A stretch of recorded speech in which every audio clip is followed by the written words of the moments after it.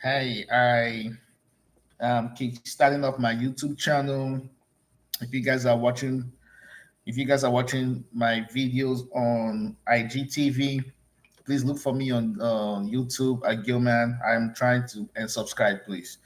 I'm trying to start my YouTube channel. Anyway, today is September 11th, 2021. 20 years ago,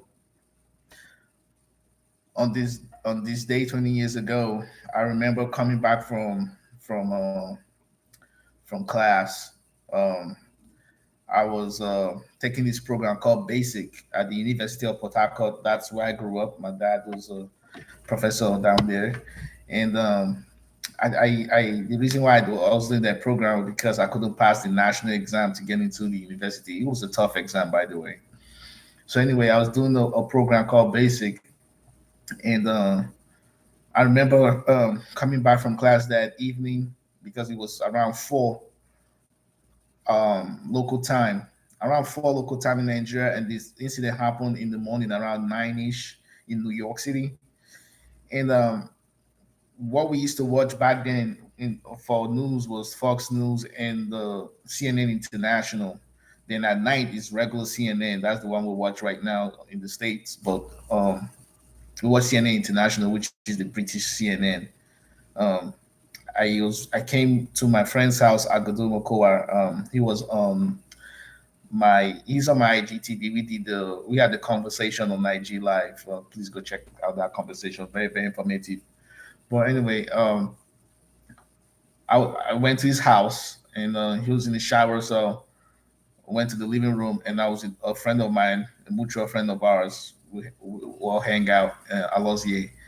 And I turned the TV on because I used to turn the TV on when his father is not around. His parents are not around. His father, not pretty much, but his mom. When his mom is around, then we have to really behave. But when I think his mom wasn't around, and I turned the TV on, and what I saw was the North Tower at that time. One of the twin towers was in flames with a hole on the side and the smoke coming out. And initially I'm like, what the heck happened? Plane crash, plane crash used to be the thing back then. Like, people be scared of plane crashes and stuff. And the news was speculating that hey, this might be Al Qaeda, and Al Qaeda just the word Al Qaeda was just coming out because I believe in 1996, 97, Al Qaeda had attacked two American embassies in Tanzania and Kenya and killed a lot of civilians, and they had also carried out several attacks. Um, I can't remember some of those attacks. So people thought it was UBL, aka Osama bin Laden, but they were also trying to find out what was going on from authorities. But the news was speculating that was a terrorist attack, or it could be that a plane flew into a building by mistake or whatever it was. But the speculation that this could be terrorist attack, the information wasn't affirmative then. And I was just watching like, damn, the whole plane flew into a skyscraper. This is why I don't like skyscraper. I'm scared of heights anyway. And while I was watching, minutes later, another plane just I saw that one fly into the South Tower. Boom! And my friend, Aloz was like, "Man, this is war." Shout out to my friend Alozier. He's like, "This is war." I was like, "Damn!"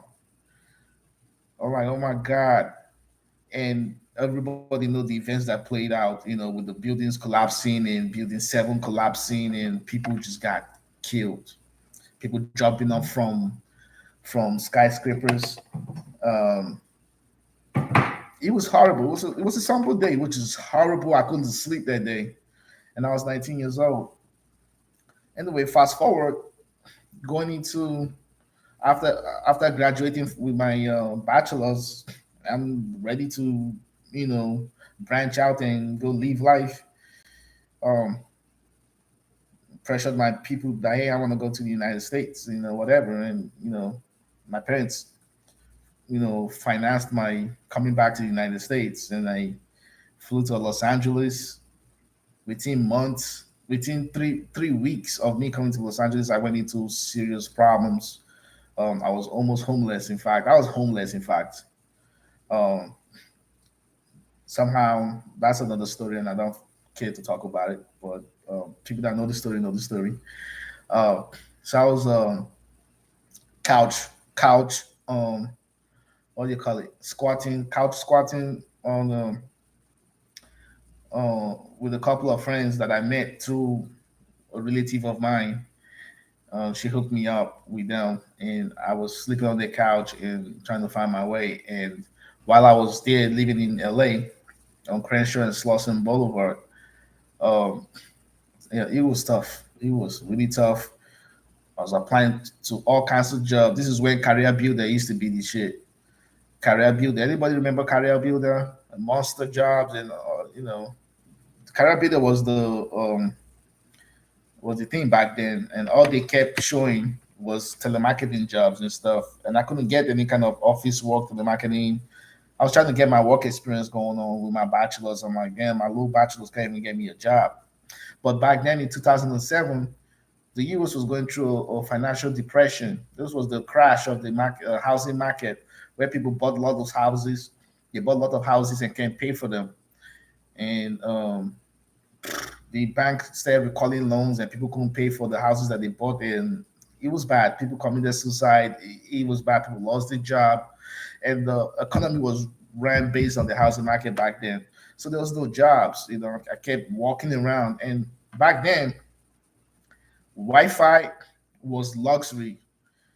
Wi-Fi was luxury. You didn't get like Wi-Fi. You had to go to the library.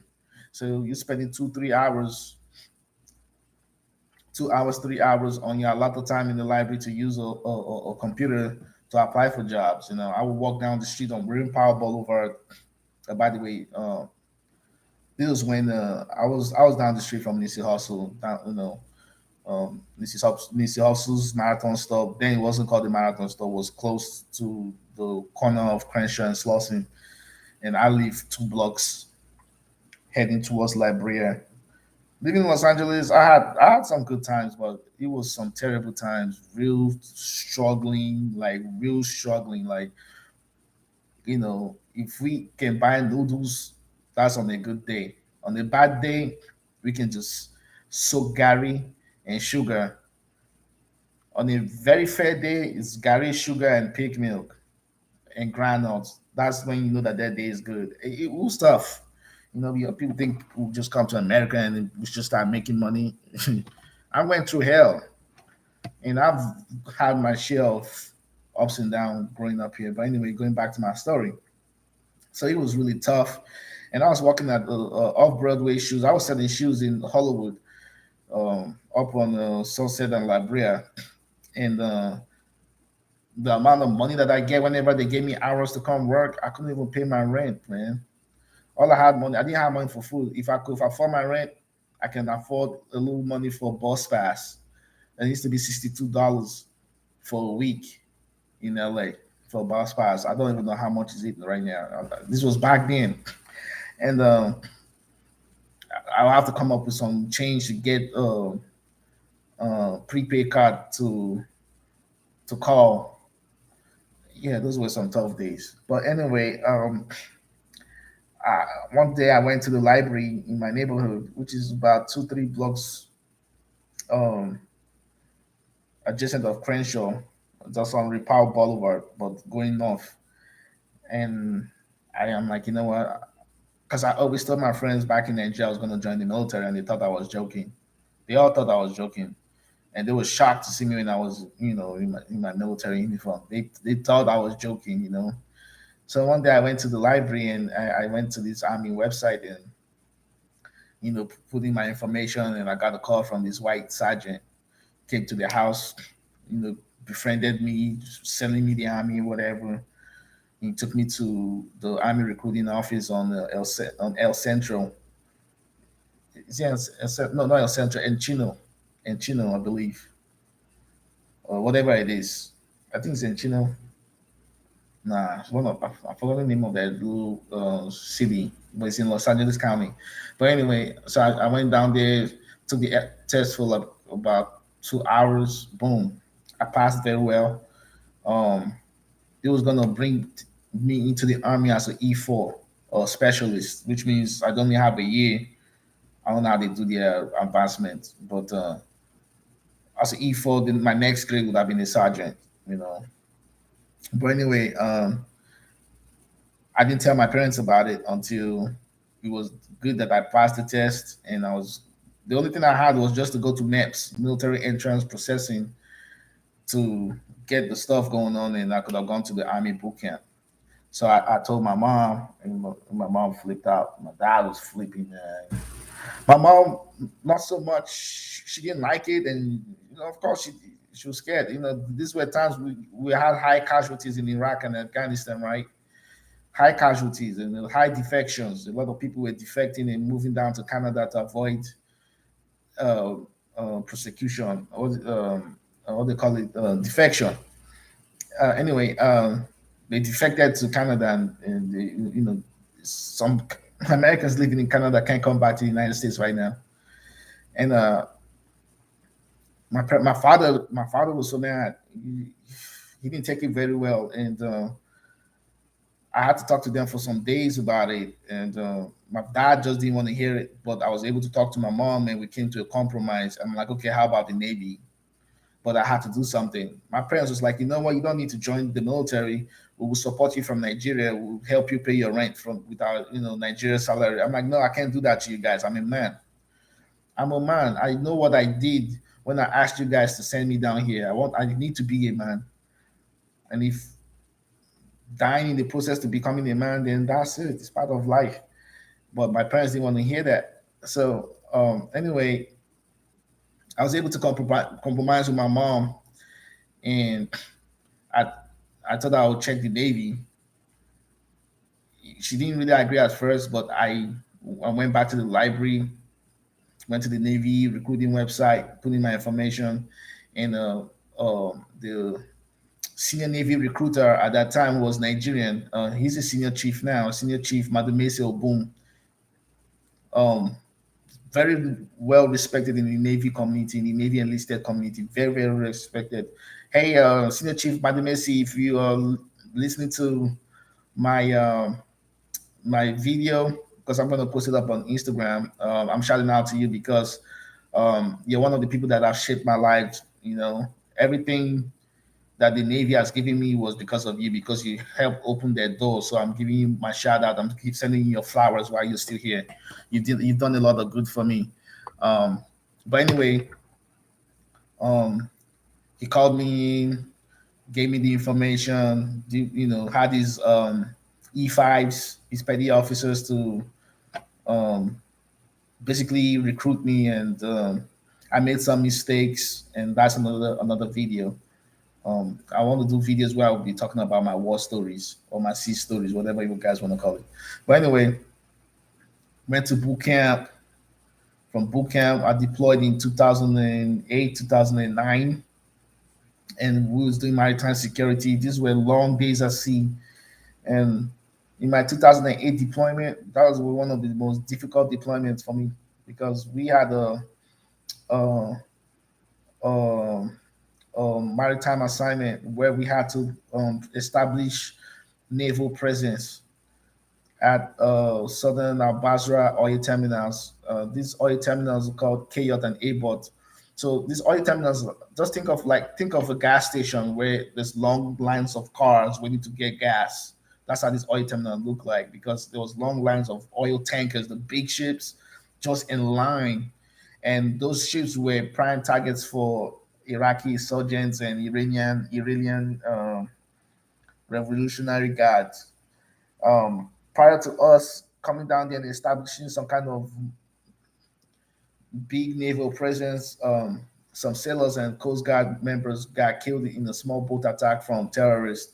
So I think the U.S. Central Command in Bahrain, I wanted a warship to do all maritime security down there, and that's how that's my little um, Iraqi badge that I got. Anyway, maritime security between that time, during those days, was really tough. It was hot, 115 degrees heat. I went like I turned really dark skin, and my skin was clean off like with a snake sheds its skin. Like if you do this, my skin peels off. Um, anyway, in a second here. So um,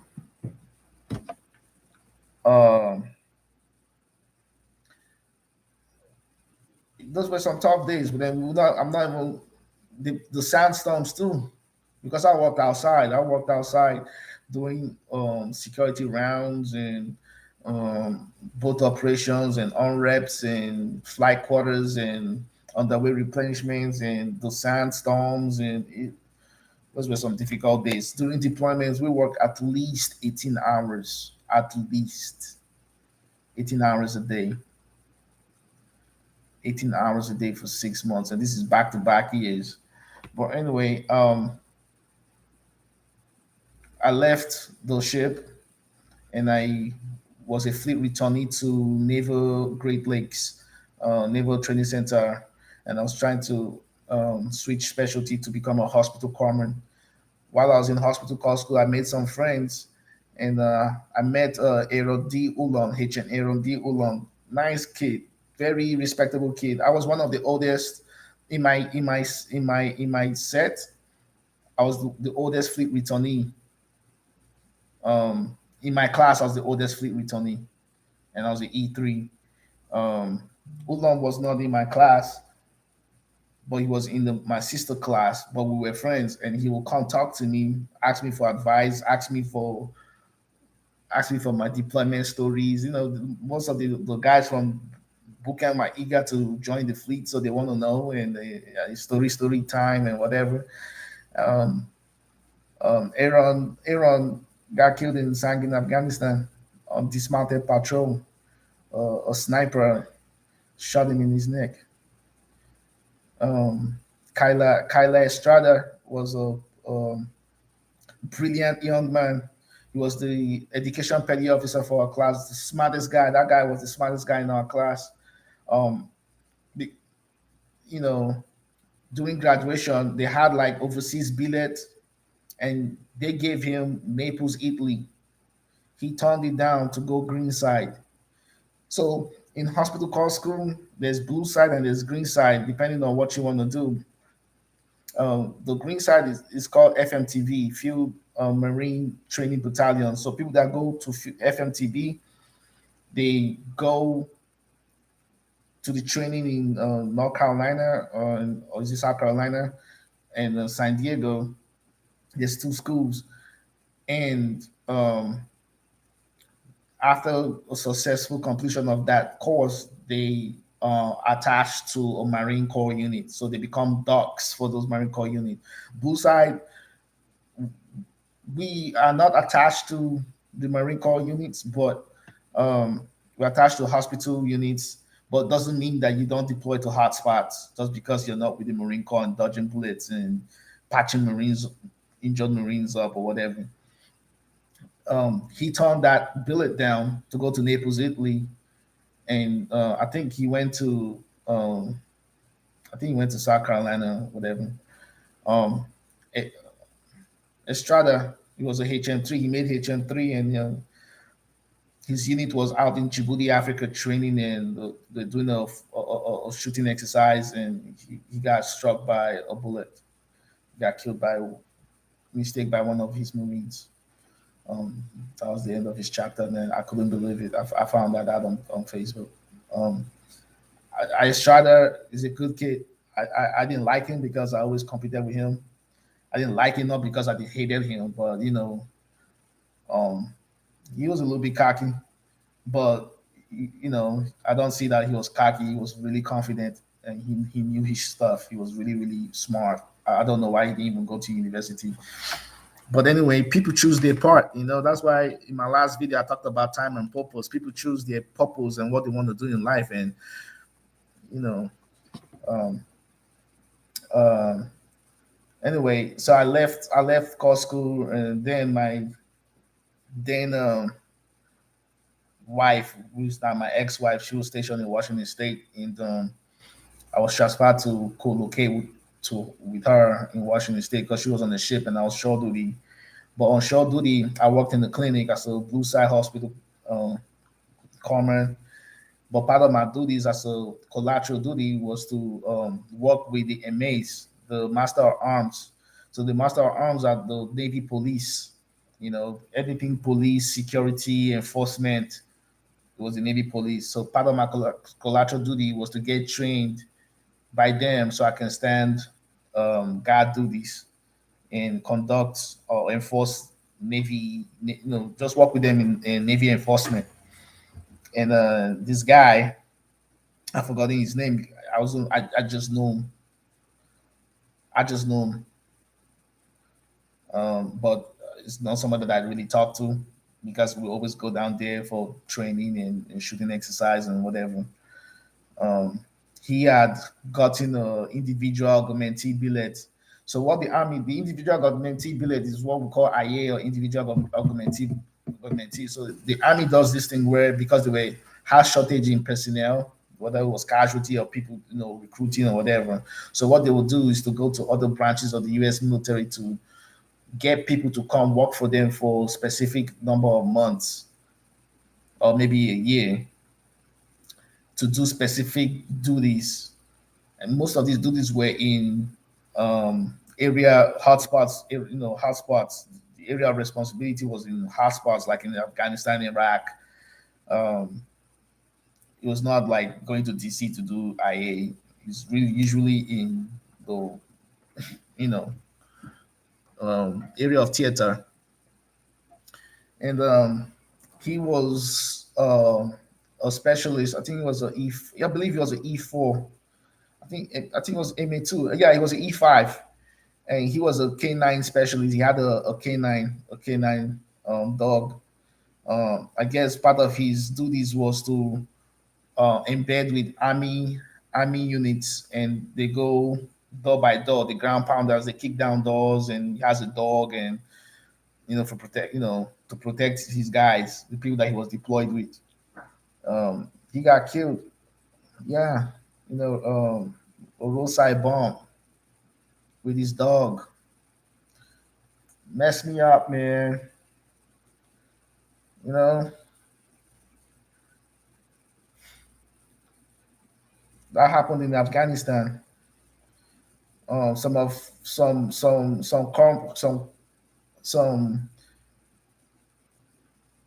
classmates that I knew, but I wasn't really like a friend, but I knew them. Some of them got killed in Iraq. So these are things that affects me to this very day, man. But joining the Navy had helped me open doors, man. But there's certain things that I have to just live with, I'm not even talking about some of the guys that got injured, when I was stationed in Myanmar, which was the Naval Support Center, Naval Operational Support Center. They support Navy reservists over there with the Marine Corps Unit 4 tanks. Um, Part of my duties was to go to the hospital and do stuff there. Um, I think I was at the hospital. I've been to my son, my last kid. He had some medical issues, so we went to that hospital too. So anytime I'm in the hospital, whether it was for personal reasons or for duty related reasons, um, I would see injured Marine Corps and sailors and soldiers, man. No legs, amputated, no arms. I seen one guy. He was just on a wheelchair. He was amputated from his knees down, and he was just miserable. He can't even say nothing to them. I don't even say. I don't even look in their direction. I don't.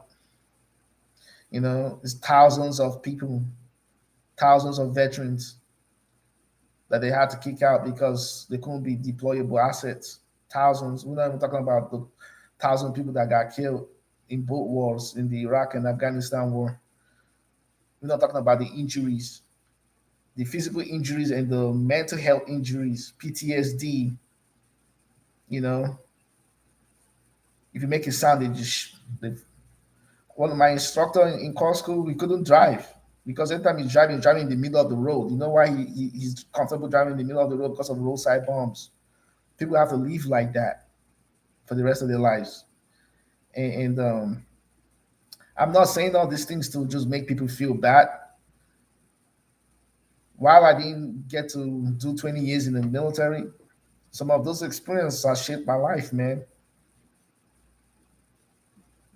When September 11 happened, I used to tell my friends I was going to join the military when I get to the United States, and I did. They were shocked when they saw me on my Facebook pictures. I'm in uniform. I'm overseas. You know, um, yeah, it did shape my life, and this is why I advocate for our veterans, man. Veterans of all wars. It's not easy whether they deployed to the valley and shadow of death or whether the ones that stay behind. Please be grateful to our veterans. I work in the veteran hospital. It's not easy seeing our old veterans they dying off. I think our World War I veterans they all died off. Now World War II is dying off, and you have the next line of people is Korean and Vietnam, and those are the veterans that have all these health issues and they're dying off at a faster rate because of some of the things that they experience and some of the chemicals. And I don't want to go into that story, but anyway, please, you know, for be appreciative of the U.S. troop because nobody is conscripted into the United States military. It's all volunteer force. People volunteer, knowing fully well that if you wear your boots, button up your shirt, and wear your dog tags, take your M16, your flag jacket, that might just be the last time you're wearing those things. And people do taps for you. Can you imagine going out on missions and coming back, one or two bodies got killed, and you still have to go out the next day and you can't even grieve? Can you imagine that stuff? Can you imagine sleeping in foxhole? In the forward operating base in Afghanistan, and you keep getting constantly attacked by the Taliban insurgents. Yeah. So the thousands of lives that got lost in the Twin Towers, I understand, but thousands of more people died in this war going abroad to defend America. I don't even like to say defend because we went and attacked. We have to get them suckers back. So anyway, the reason why I'm doing this video was just to share my recollection of September 11. I just came back from school, walked into my friend's house, turned on this TV, and boom. And 8 years later, I participated in the war. Then I got out 7 years ago, and the war just ended. Last 2 weeks, last 2 3 weeks, and I just wanted to just share that little story because people that wear the uniform that swore the oath to protect all enemies, foreign and domestic, you gotta be appreciative. That lifestyle is not easy. It's not an easy lifestyle. Being in the military is a different lifestyle. We live by two codes. We live by the U.S. Constitution, and we also live by the UCMJ, Uniform Code of Military Justice.